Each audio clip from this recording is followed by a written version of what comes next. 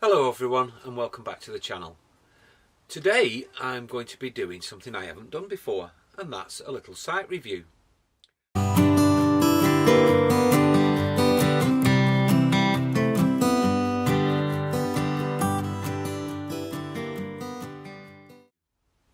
We're staying at Piper Heights, which is near Blackpool. We've come away just for the weekend, me and Juliet, just to get away from the kids and everything else. We couldn't have chose a better site, to be honest with you. It's very quiet, it's very well maintained, and I'm pretty impressed with what I've seen, so much so that I've booked it for another day. So let's have a little look at it and see what you think.